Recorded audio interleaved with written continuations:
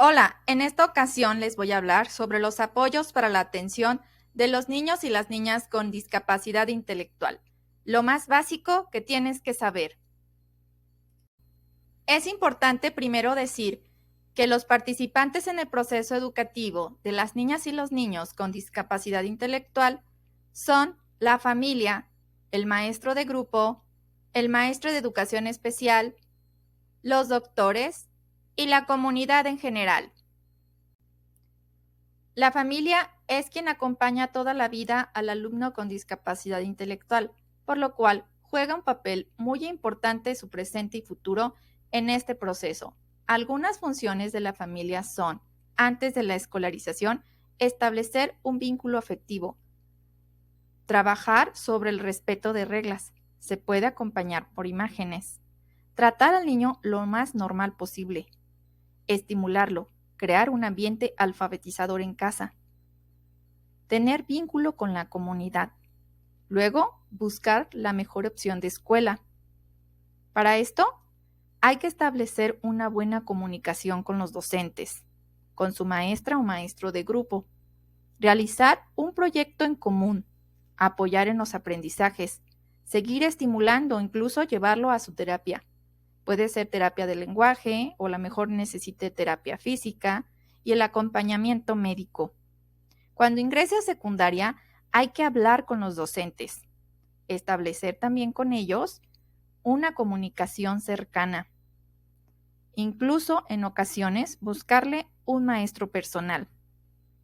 En la escuela de educación media es importante buscar cuáles son los intereses del niño o la niña y cuál sería la profesionalización que más se adapte a sus intereses. Buscar qué profesión es la que más le gusta y que podría estudiar, para después integrarlo al campo laboral. Los apoyos que un niño o una niña con discapacidad intelectual requieren son apoyos intermitentes, aquellos que la persona requiere por periodos breves o en situaciones específicas, por ejemplo, al iniciar el ciclo escolar, al asistir a una cita médica, al llegar a un lugar por primera vez. O los apoyos extensivos son los que están presentes en la vida diaria de la persona de manera constante, pero solo en algunos ambientes. Por ejemplo, los ajustes razonables que algún niño o niña puede requerir para las actividades de lectoescritura o matemáticas en el salón de clases. Los apoyos permanentes están presentes en las actividades que en todo momento realiza la persona. Por ejemplo, un horario visual que le indica a la persona sus actividades diarias. Los apoyos limitados se caracterizan por darse en un periodo corto y determinado, pero de manera constante. ¿Qué hacer en el aula?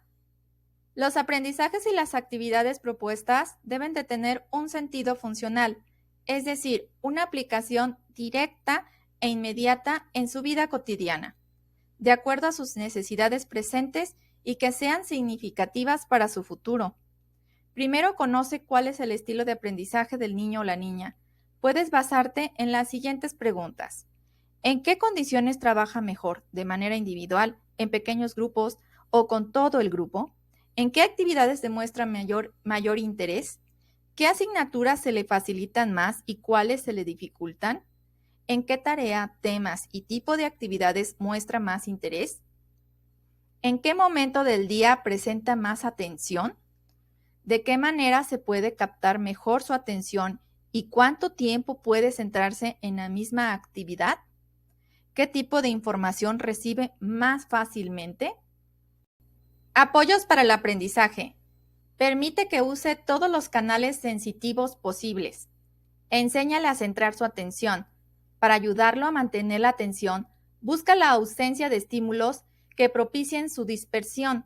Sitúalo lejos de lugares ruidosos. Retira el material que no esté usando en ese momento. Involucra al niño o la niña en un proceso activo de aprendizaje. Practicar, aplicar, revisar. Apoyos para el aprendizaje.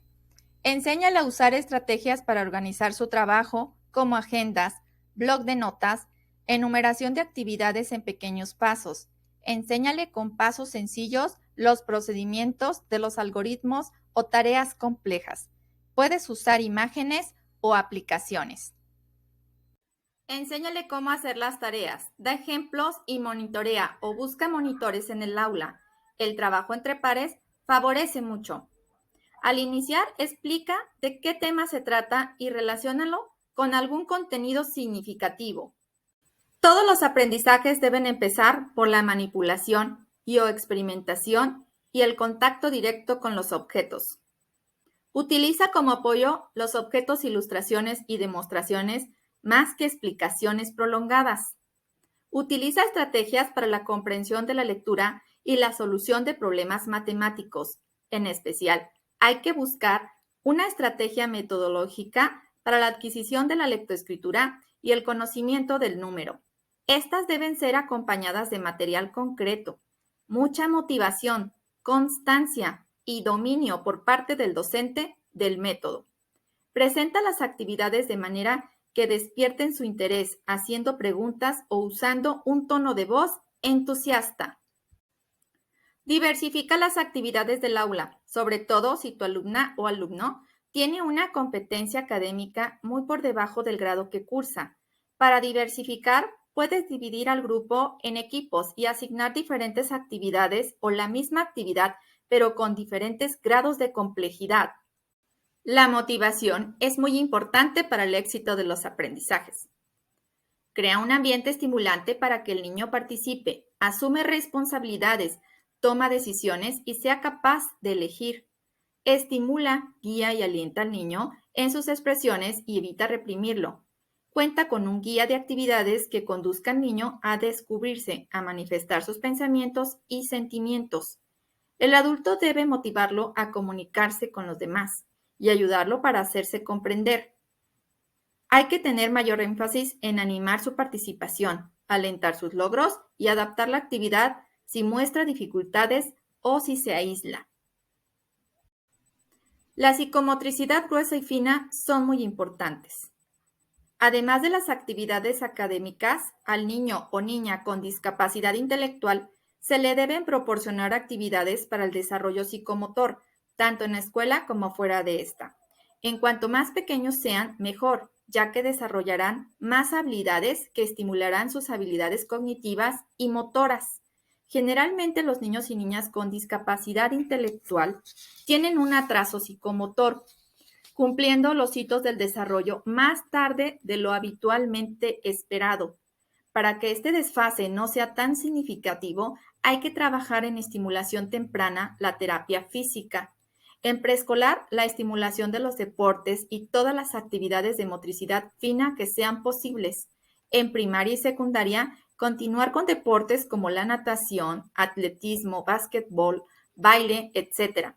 En el aula, realizar actividades de las que se empleen plastilina, plastimasas, masas, diferentes técnicas de pintura, papiroflexia, dibujo, usando crayolas, colores, pinceles, seguir ritmos, hacer pasos de baile y la participación activa en su clase de educación física. La estimulación del lenguaje y la comunicación son muy importantes.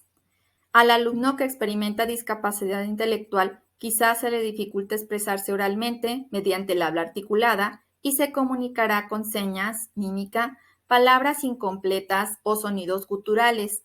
Al principio debes aceptar cualquier verbalización de los alumnos, en particular de los alumnos con discapacidad intelectual, pues tu primera tarea es alentar la comunicación verbal. Los niños necesitan estimulación verbal permanente, siempre provista de calidez para desarrollar una buena autoestima y seguridad al hablar. Procura la mediación verbal de toda experiencia. Por ejemplo, si el alumno a la hora del refrigerio se acerca sin decir nada y levanta un vaso para que le sirvan más agua, dile, quiero más agua, por favor. Dándole la pauta, el alumno repetirá la frase.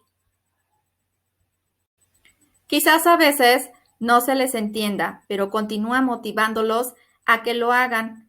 Hay varias experiencias que no requieren el lenguaje verbal y que sirven de pauta para la verbalización, como vestirse, lavarse o compartir un alimento. Poco a poco las palabras se van uniendo a las experiencias familiares y cotidianas. Si al momento de organizar las actividades en el aula haces pausas al hablar con los alumnos, lograrás que su atención y su memoria auditiva se desarrollen mejor. También son útiles las prácticas de repetición en los juegos, las rimas, las rondas, las narraciones de cuentos y las canciones infantiles y tradicionales. Por último, te voy a compartir algunas actividades para la expresión oral que te pueden ayudar en el aula.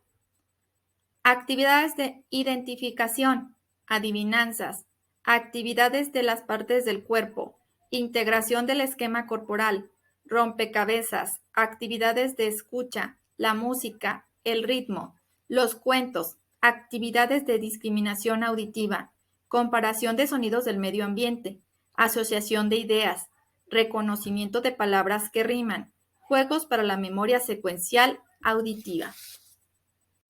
La bibliografía consultada para editar este video fue CONAFE Discapacidad Intelectual, Guía Didáctica para la Inclusión en Educación Inicial y Básica en México 2010, Discapacidad Intelectual, así, Asesoría y Servicios para la Inclusión México 2010, Castillo Cordero Carla, Revista Inclusiva Discapacidad Intelectual España, edición junio 2019.